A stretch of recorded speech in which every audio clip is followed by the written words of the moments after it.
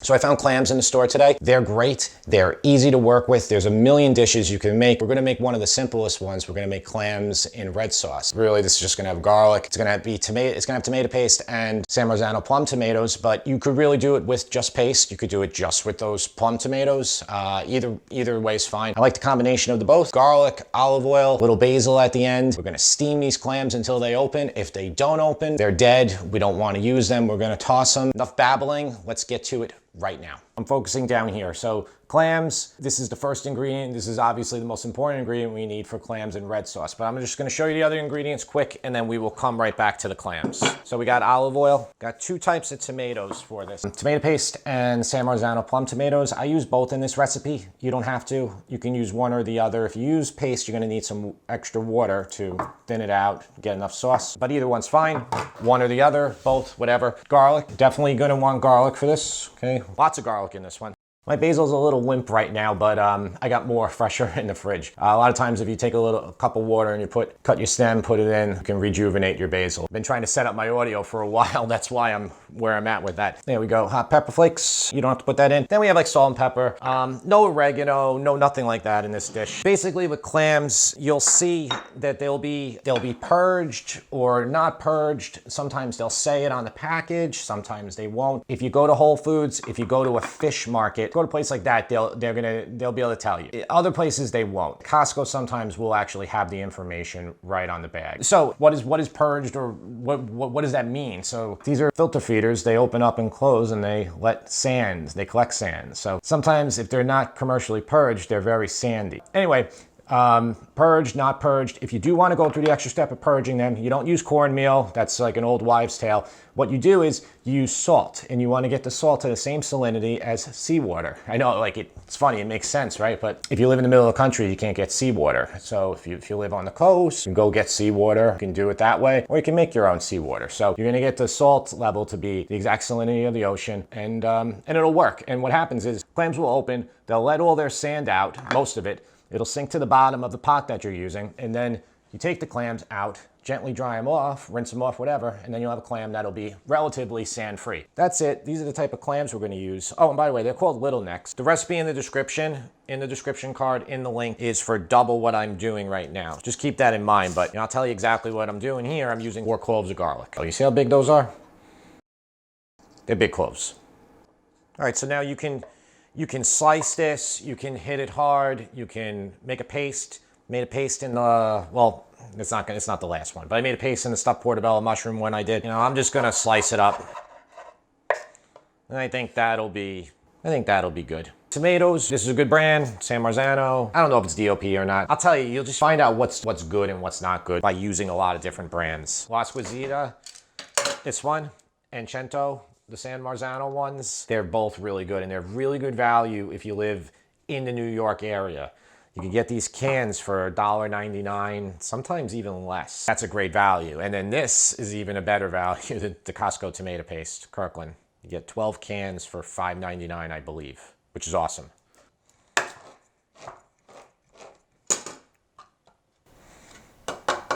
For this recipe, you could either blend or pulse them for 2 seconds in the blender, did not put a lot of air in them, or you can just hand crush them. If you hand crush them, make sure that your hands are very clean.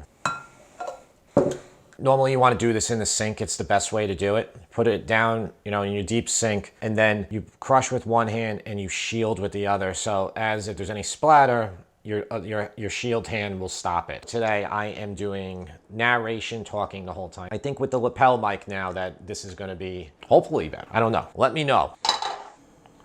Okay, a little bit of olive oil. And I'm making the full amount of sauce that's in the recipe card, just because, standard can of plum tomatoes in America is a 28-ounce can, 28-ounce can. That's how they always come. That's how you buy them. So I'm not gonna save anything like that. We don't want to burn the garlic. We just want to get some nice flavor out of it. It doesn't matter if it gets a little golden. If it gets to the point like where it's starting to brown a lot, the best thing to do is remove your pan from the heat. Don't even turn the heat down. Just remove the pan. And you always do that when you're cooking. If you think you're gonna burn something, just remove it. Especially if you have an electric stove, which is what I have over there. You can turn down electric. It's gonna take 5 minutes to turn down. So see how my garlic's getting nice color to it, but not burnt or anything like that. I'm gonna add my paste in now. Let that cook for like a minute. A lot of people like to fry out paste for 5-10 minutes. You know, countless recipes will say it. They recommend doing that. Okay, well now we're gonna get our nice plum tomatoes in. Just gonna let this cook pretty low, simmer. So this is pretty thick right here, this sauce. We can add a little water to thin now. That's what I say to do in the recipe card. Or you can leave this thick and then you can combine it with the water from the clams that we're gonna steam. Either way works fine. Add a little bit of red pepper. Now this is purely a matter of your personal taste preference, how much you want or how little you want. Just a touch of salt. Don't be alarmed of how thick that is right now. It's going to thin out dramatically. Taste test your sauce, make sure you like it. But this is going to be the base then for the clams.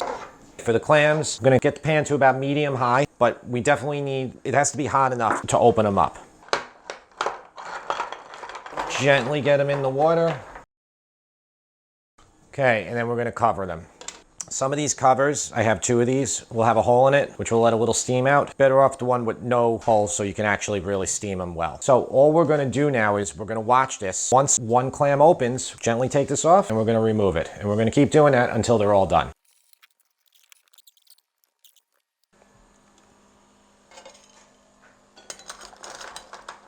Okay, so they opened up. I'm just gonna put it right back on, let them keep steaming.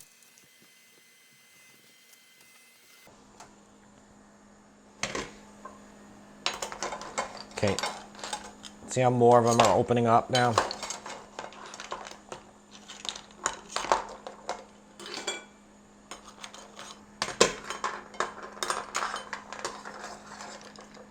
Okay, there they are. And we're just waiting for the last 2. Now, if these don't open and they're dead, they're dead. I have a feeling they probably will open, but we'll see. And there, look, it did it.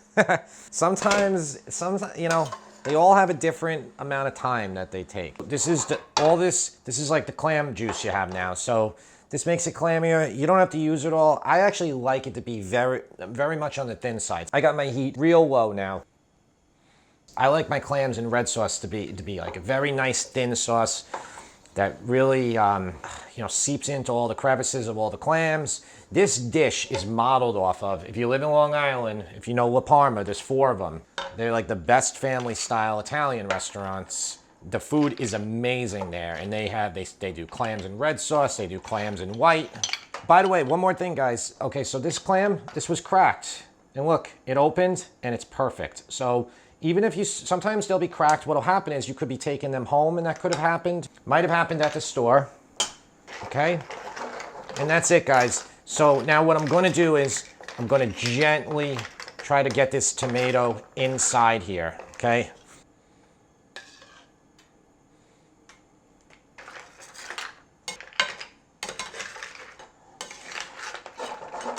Now you can test your sauce one more time.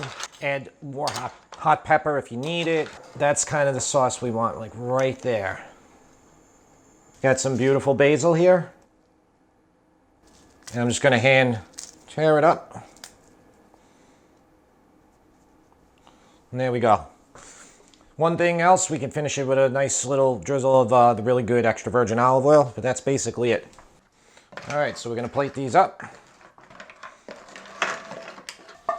There we go. It's almost an exact duplicate of the one that's on my website. I use the same dish. I love this dish. My favorite dish. All the other ones have opened. They're nice. They're ready to go. You want to eat it right now.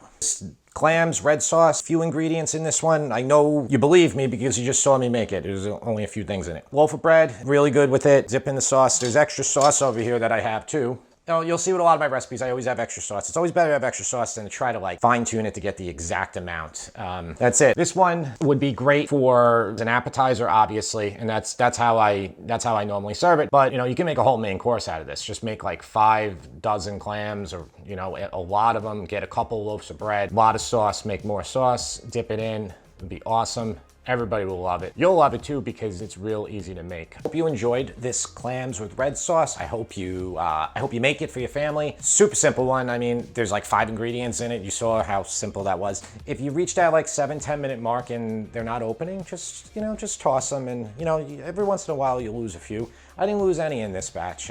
Sometimes you get lucky.